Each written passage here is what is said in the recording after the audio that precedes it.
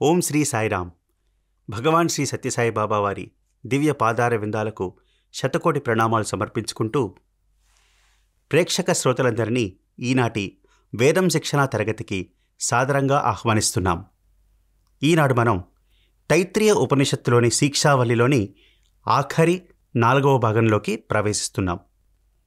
కార్యక్రమాన్ని ప్రారంభించే ముందు గణపతి ప్రార్థనని మనం చెప్పుకుందాం. ఓం గణానాం త్వా గణపతిగుం హవామహే కవిం కవీనాముపమశ్రవస్తమం జ్యేష్ఠరాజం బ్రహ్మణాం బ్రహ్మణస్పత ఆనశృణ్వన్నోతిభిः सीदसादनं प्रणो देवी सरस्वती वाजेभिर्वाजिनीवती धीनामवित्र्यवतु. गणेशाय नमः, सरस्वत्यै नमः,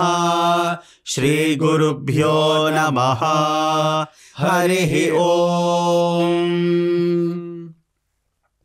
నేను ఒకసారి చెప్తాను, మీరు తిరిగి 2 సార్లు దాన్ని రిపీట్ చేయండి. ऋतञ्च स्वाध्याय प्रवचने च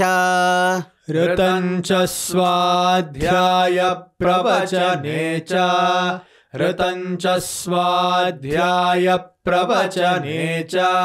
सत्यञ्च स्वाध्याय प्रवचने च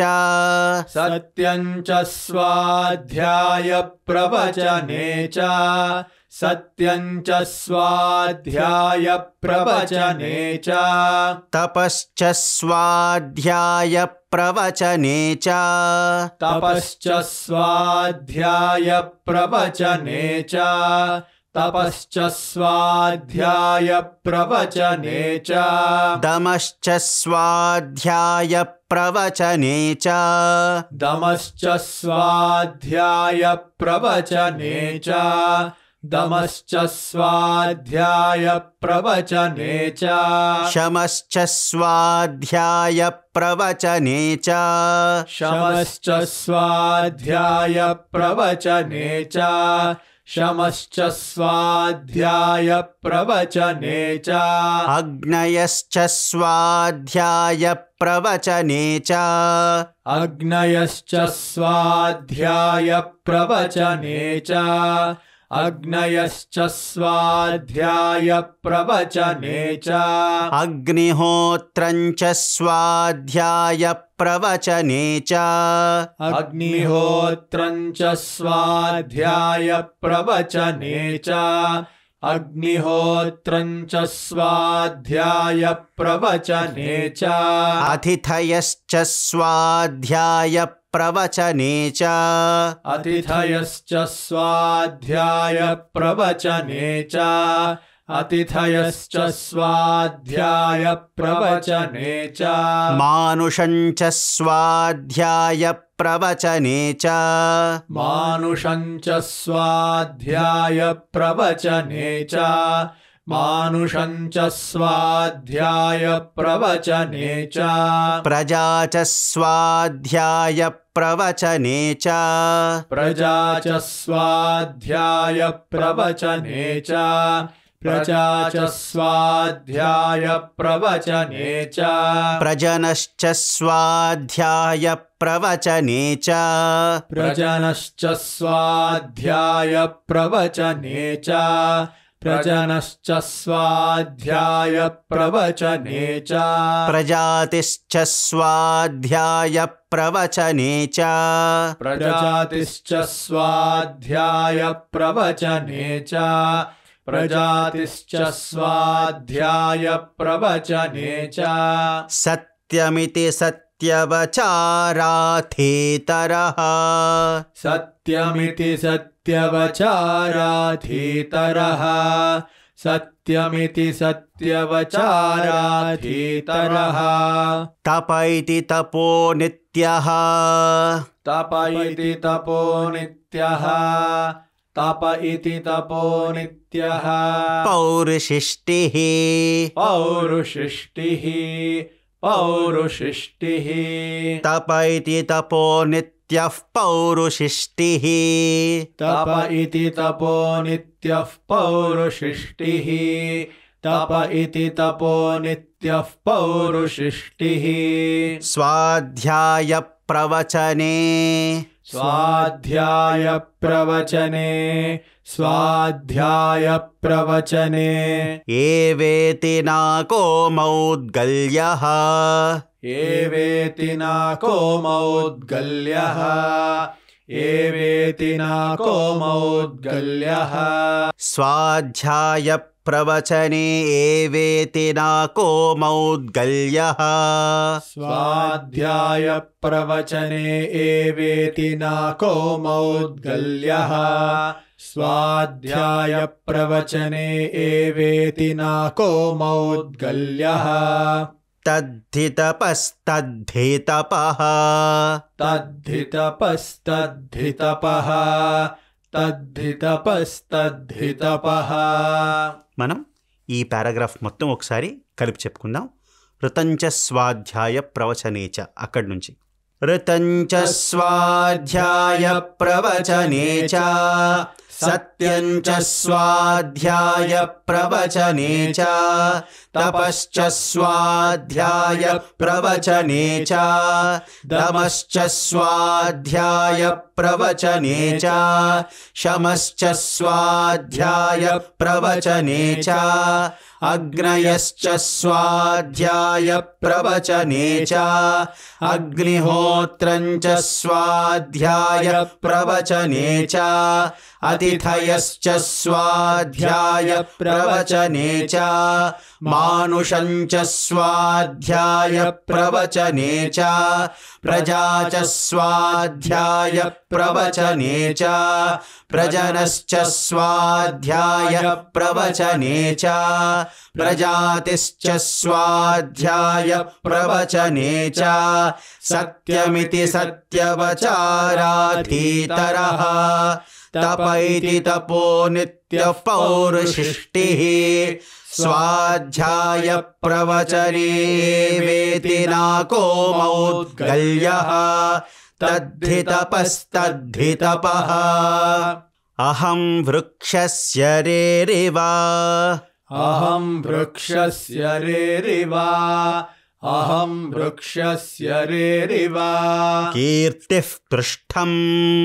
कीर्तिः पृष्ठं कीर्तिः पृष्ठं గిరేరివ गिरेरिव गिरेरिव కీర్తిః పృష్ఠం గిరేరివ कीर्तिः पृष्ठं गिरेरिव कीर्तिः पृष्ठं गिरेरिव ఊర్ధ్వపవిత్రో ऊर्ध्वपवित्रो ऊर्ध्वपवित्रो వాజినేవ స్వమృతమస్మి वाजिनीव स्वमृतमस्मि वाजिनीव स्वमृतमस्मि ఊర్ధ్వపవిత్రో వాజినేవ స్వమృతమస్మి ऊर्ध्वपवित्रो वाजिनीव स्वमृतमस्मि ऊर्ध्वपवित्रो वाजिनीव स्वमृतमस्मि ద్రవిణగుం సవర్చసం द्रविणगुं सवर्चसं द्रविणगुं सवर्चसं సుమేధా అమృతోక్షితః सुमेधा अमृतोक्षितः सुमेधा अमृतोक्षितः इति త్రిశంకోర్వేదానువచనం इति त्रिशङ्कोर्वेदानुवचनम् इति त्रिशङ्कोर्वेदानुवचनम् మనం ఈ పారాగ్రాఫ్ని ఒక్కసారి కలిపి చెప్పుకుందాం. అహం వృక్షస్య రేరివ కీర్తిః పృష్టం గిరేరివ ఊర్ధ్వపవిత్రో వాజినేవ స్వమృతమస్మి ద్రవిణగుం సవర్చసం సుమేధా అమృతోక్షితః ఇతి త్రిశంకోర్వేదానువచనం వేదమనూచ్యాచార్యః वेदमनूच्याचार्यः वेदमनोच्याचार्यः अन्तेवासिनमनुषास्ते अन्तेवासिनमनुषास्ते अन्तेवासिनमनुषास्ते वेदमनोच्याचार्योऽन्तेवासिनमनुषास्ते वेदमनोच्याचार्योऽन्तेवासिनमनुषास्ते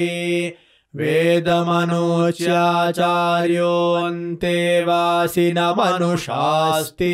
सत्यं वद सत्यं वद सत्यं वद धर्मं चर धर्मं चर धर्मं चर स्वाध्यायान्मा प्रमदः स्वाध्यायान्मा प्रमदः स्वाध्यायान्मा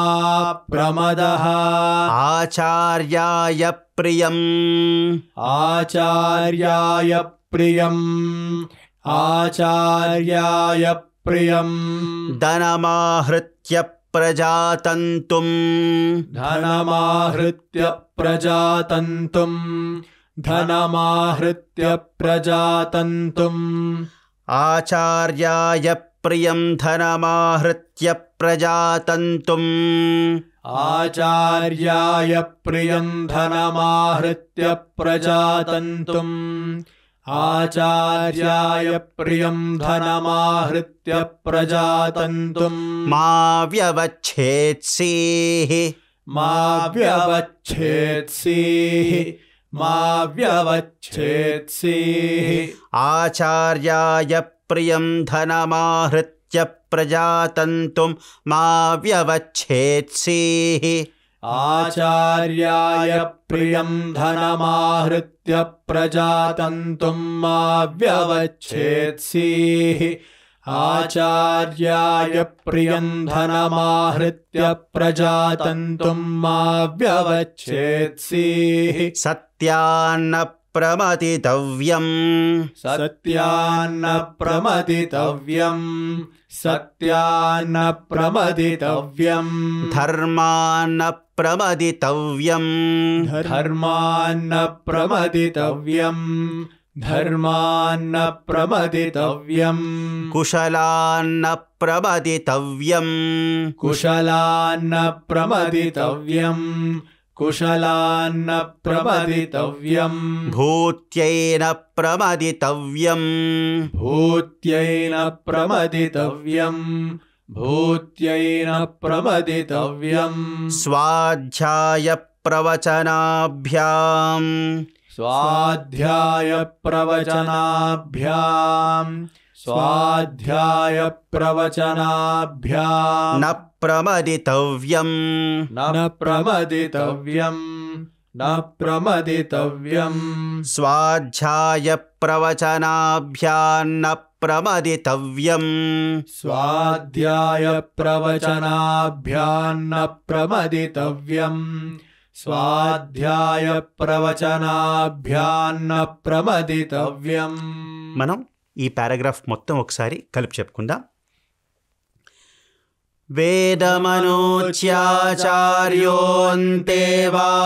వేదమనోచ్యాచార్యోऽन्तेवासिनमनुषास्ते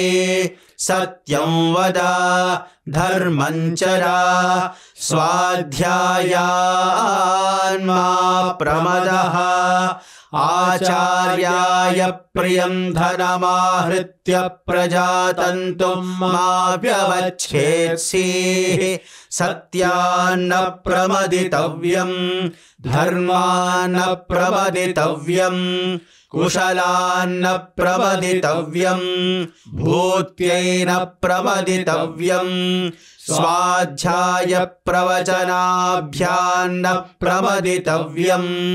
देवपितृकार्याभ्याम् देवपितृकार्याभ्याम् देवपितृकार्याभ्याम् न प्रमदितव्यम् न प्रमदितव्यम् न प्रमदितव्यम् देवपितृकार्याभ्यान्न प्रमदितव्यम् देवपितृकार्याभ्यान्न प्रमदितव्यम् देवपितृकार्याभ्यान्न प्रमदितव्यम् मातृदेवो भव मातृदेवो भव मातृदेवो भव पितृदेवो भव पितृदेवो भव पितृदेवो भव आचार्यदेवो भव आचार्यदेवो भव आचार्यदेवो भव अतिथिदेवो भव अतिथिदेवो भव अतिथिदेवो भव यान्यनवद्यानि यान्यनवद्यानि यान्यनवद्यानि कर्माणि कर्माणि कर्माणि यान्यनवद्यानि कर्माणि यान्यनवद्यानि कर्माणि यान्यनवद्यानि कर्माणि तानि सेवितव्यानि तानि सेवितव्यानि तानि सेवितव्यानि नो इतराणि नो इतराणि नो इतराणि यान्यस्माकं सुचरितानि यान्यस्माकं सुचरितानि यान्यस्माकं सुचरितानि तानि त्वयोपास्यानि तानि त्वयोपास्यानि तानि त्वयोपास्यानि ఈ పారాగ్రాఫ్ ని ఇంతవరకు మనం కలిపి చెప్పుకుందాం. దేవపితృకార్యాభ్యాన్న ప్రమదితవ్యం మాతృదేవో భవ పితృదేవో భవ ఆచార్యదేవో భవ అతిథిదేవో భవ యాన్యనవద్యాని కర్మాణి तानि सेवितव्यानि नो इतराणि यान्यस्माकं सुचरितानि तानि त्वयोपास्यानि नो इतराणि नो इतराणि नो इतराणि एके चास्मच्छ्रेयागुंसो एके चास्मच्छ्रेयागुंसो एके चास्मच्छ्रेयागुंसो ब्राह्मणाः ब्राह्मणाः ब्राह्मणाः एके चास्मच्छ्रेयागुंसो ब्राह्मणाः एके चास्मच्छ्रेयागुंसो ब्राह्मणाः एके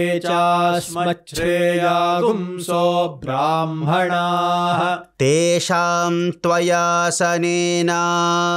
तेषां त्वयासनेन तेषां त्वयासनेन प्रश्वसितव्यम् प्रश्वसितव्यम् प्रश्वसितव्यम् तेषां त्वयासनेन प्रश्वसितव्यम् तेषां त्वयासनेन प्रश्वसितव्यम् तेषां त्वयासनेन प्रश्वसितव्यम् श्रद्धया देयम् श्रद्धया देयम् श्रद्धया देयम् अश्रद्धया देयम् अश्रद्धया देयम् अश्रद्धया देयम् श्रिया देयम् श्रिया देयम् श्रिया देयम् ह्रिया देयम् ह्रिया देयम् ह्रिया देयम् भिया देयम् भिया देयम् भिया देयम् संविदा देयम्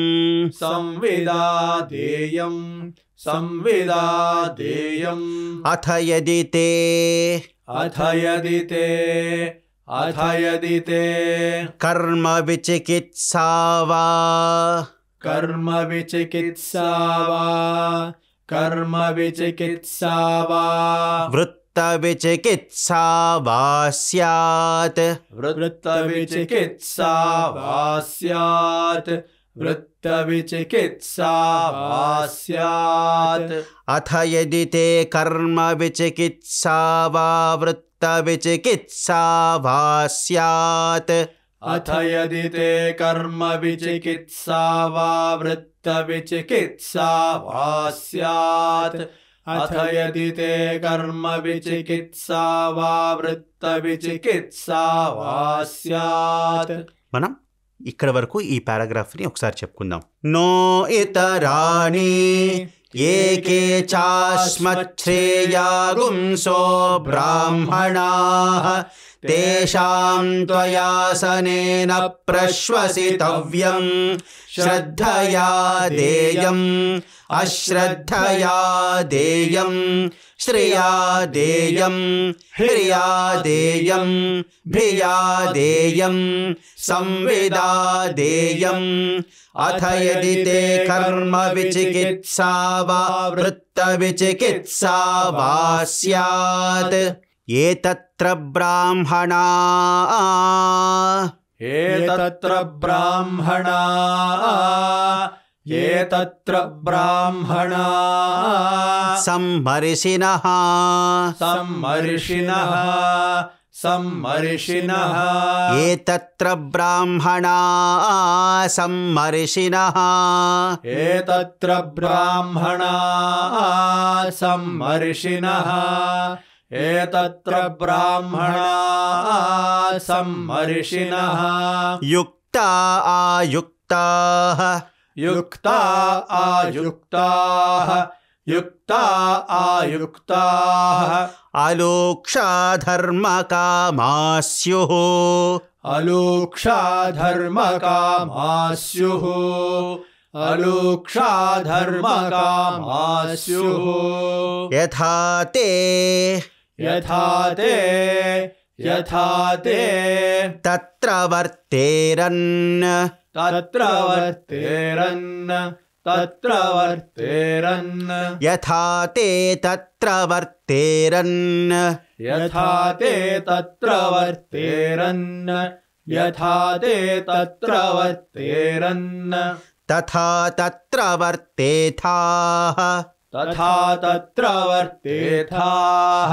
తథా తత్ర వర్తేథాః అథాభ్యాఖ్యాతేషు అథాభ్యాఖ్యాతేషు అథాభ్యాఖ్యాతేషు ఏతత్ర బ్రాహ్మణా సమ్మర్షిణః ఏతత్ర బ్రాహ్మణా సమ్మర్షిణః ఏతత్ర బ్రాహ్మణా సమ్మర్షిణః అక్కడ ఏతత్ర బ్రాహ్మణ సమ్మర్షిణః అక్కడ స వినిపించ ఏతత్ సర్వ లేదది ఏతత్ర బ్రాహ్మణా సమ్మర్షిణః ఏతత్ర బ్రాహ్మణా సమ్మర్షిణః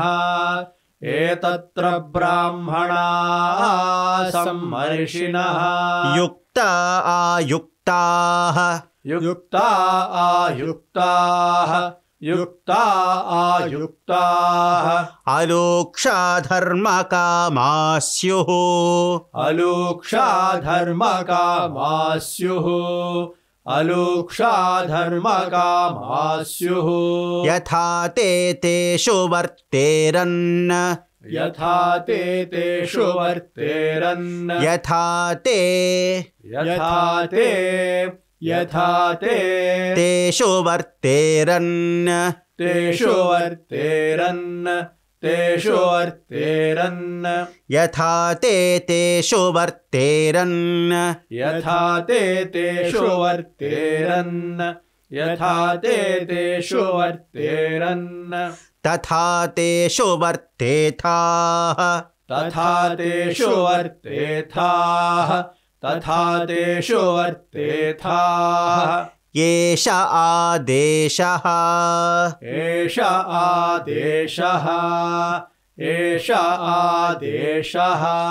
ఏష ఉపదేశః ఏష ఉపదేశః एष उपदेशः एषा वेदोपनिषत् एषा वेदोपनिषत् एषा वेदोपनिषत् एतदनुशासनम् एतदनुशासनम् एतदनुशासनम् एवमुपासितव्यम् एवमुपासितव्यम् एवमुपासितव्यम् एवमुचैतदुपास्यम् एवमुचैतदुपास्यम् एवमुचैतदुपास्यम् ఈ పారాగ్రాఫ్ మనం ఒక్కసారి కలిపి చెప్పుకుందాం. ఏతత్ర బ్రాహ్మణా సమ్మర్షిణః యుక్తా ఆయుక్తాః అలోక్ష్యా ధర్మకామా స్యుః యథా తే తత్ర వర్తేరన్ తథా తత్ర వర్తేతాః అథాభ్యాఖ్యాతేషు ఏ తత్ర బ్రాహ్మణా సమ్మర్షిణః యుక్తా ఆయుక్తాః అలోక్ష్యా ధర్మకామా స్యుః యథా తే తేషు వర్తేరన్ తథా తేషు వర్తేథాః ఏష ఆదేశః ఏష ఉపదేశः ఏషా వేదోపనిషత్ ఏతదనుశాసనం ఏవముపాసితవ్యం ఏవముచైతదుపాస్యం షన్నో మిత్రశం వరుణః शन्नो मित्रः शं वरुणः शन्नो मित्रः शं वरुणः షన్నో భవత్వర్యమా शन्नो भवत्वर्यमा शन्नो भवत्वर्यमा షన్న ఇంద్రో బృహస్పతిః शन्न इन्द्रो बृहस्पतिः शन्न इन्द्रो बृहस्पतिः షన్నో విష్ణురుక్రమః शन्नो विष्णुरुक्रमः शन्नो विष्णुरुक्रमः నమో బ్రహ్మణే नमो ब्रह्मणे नमो ब्रह्मणे నమస్తే వాయో नमस्ते वायो नमस्ते वायो త్వమేవ ప్రత్యక్షం బ్రహ్మాసి त्वमेव प्रत्यक्षं ब्रह्मासि त्वमेव प्रत्यक्षं ब्रह्मासि త్వమేవ ప్రత్యక్షం బ్రహ్మావాదిశం त्वामेव प्रत्यक्षं ब्रह्मावादिशम् त्वामेव प्रत्यक्षं ब्रह्मावादिशम् ऋतमवादिशं ऋतमवादिशम् ऋतमवादिशम् सत्यमवादिशं सत्यमवादिशम् सत्यमवादिशम् तन्मामावीत् तन्मामावीत् तन्मामावीत् तद्वक्तारमावीत् तद्वक्तारमावीत् तद्वक्तारमावीत् आवीन्माम् आवीन्माम् आवीन्माम् आवीद्वक्तारम् आवीद्वक्तारम् आवीद्वक्तारम् ॐ शान्ति शान्ति शान्तिः ॐ शान्ति शान्ति शान्तिः ఒకసారి ఈ శాంతి మంత్రాన్ని మనం కలిపి చెప్పుకుందాం. షన్నో మిత్రశం వరుణః షన్నో భవత్వర్యమా షన్న ఇంద్రో బృహస్పతిః షన్నో విష్ణురుక్రమః నమో బ్రహ్మణే నమస్తే వాయో त्वमेव प्रत्यक्षं ब्रह्मासि त्वमेव प्रत्यक्षं ब्रह्मावादिशं ऋतमवादिशं सत्यमवादिशं तन्मामावीत् तद्वक्तारमावीत् आवीन्माम् आवीद्वक्तारम् ॐ शान्ति शान्ति శాంతిః. ఇంతటితో శిక్షావళిలోని ఈ ఆఖరి భాగాన్ని మనం ముగించుకుందాం. ముగించుకునే ముందు ఈరోజు నేర్చుకున్నటువంటి పారాగ్రాఫ్స్ అన్నీ ఒకసారి కలిపి చెప్పుకుందాం. ऋतञ्च स्वाध्याय प्रवचने च सत्यञ्च स्वाध्याय प्रवचने च तपश्च स्वाध्याय प्रवचने च दमश्च स्वाध्याय प्रवचने च शमश्च स्वाध्याय प्रवचने च अग्नयश्च स्वाध्याय प्रवचने च अग्निहोत्रञ्च स्वाध्याय प्रवचने च अतिथयश्च स्वाध्याय प्रवचने च मानुषञ्च स्वाध्याय प्रवचने च प्रजा च स्वाध्याय प्रवचने च प्रजनश्च स्वाध्याय प्रवचने च प्रजातिश्च स्वाध्याय प्रवचने च सत्यमिति सत्यवचाराथीतरः तप इति तपो नित्यः पौरुषिष्ठिः स्वाध्याय प्रवचने ये वेति नाको मौद्गल्यः तद्धि तपस्तद्धि-तपः अहं वृक्षस्य रेरिव कीर्तिः पृष्ठं गिरेरिव ऊर्ध्वपवित्रो वाजिनीव स्वमृतमस्मि द्रविणगुं सवर्चसं सुमेधा अमृतोक्षितः इति त्रिशङ्कोर्वेदानुवचनम् वेदमनूच्याचार्यो अन्तेवासिनमनुषास्ति सत्यं वद धर्मं चरा स्वाध्यायान्मा प्रमदः आचार्याय प्रियं धनमाहृत्य प्रजातन्तुं मा व्यवच्छेत्सीः सत्यान्न प्रमदितव्यं धर्मान्न प्रमदितव्यं कुशलान्न प्रमदितव्यं भूत्येन प्रमदितव्यं स्वाध्याय प्रवचनाभ्यान्न प्रमदितव्यं देवपितृकार्याभ्यान्न प्रमदितव्यं मातृदेवो भव पितृदेवो भव आचार्यदेवो भव अतिथिदेवो भव यान्यनवद्यानि कर्माणि तानि सेवितव्यानि नो इतराणि यान्यस्माकं सुचरितानि तानि त्वयोपास्यानि नो इतराणि एके चास्मच्छ्रेयागुंसो ब्राह्मणाः तेषां त्वयासनेन प्रश्वसितव्यं श्रद्धया देयम् अश्रद्धया देयं श्रिया देयं ह्रिया देयं भिया देयं संविदा देयं अथ यदि ते कर्म विचिकित्सा वा वृत्त विचिकित्सा वा स्यात् ये तत्र ब्राह्मणा सम्मर्षिणः युक्ता आयुक्ताः अलूक्षा धर्मकामा स्युः यथा ते तत्र वर्तेरन् तथा तत्र वर्तेथाः अथाभ्याः आख्यातेषु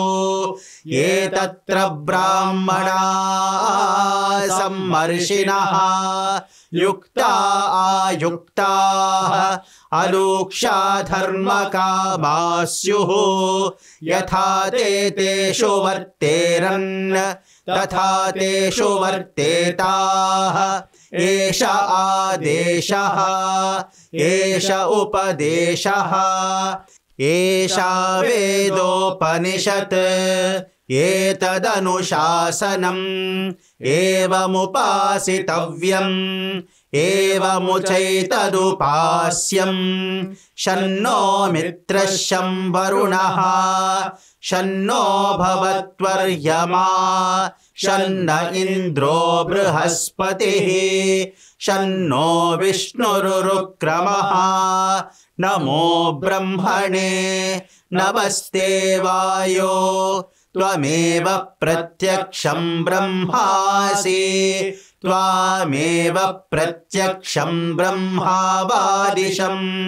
ऋतमवादिशं सत्यमवादिशं तन्मामावीत् तद्वक्तारमावीत् आवीं माम् आवीद्वक्तारम् ॐ शान्ति शान्ति शान्तिः यदक्षरपदभ्रष्टं मात्राहीनं तु यद्भवेत् तत्सर्वं क्षम्यतां देवा नारायण नमोऽस्तु ते विसर्गबिन्दुमात्राणि पदपादाक्षराणि च न्यूनानि चातिरिक्तानि क्षमस्व साईश्वरा अपराधसहस्राणि क्रियन्ते हर्निशं मया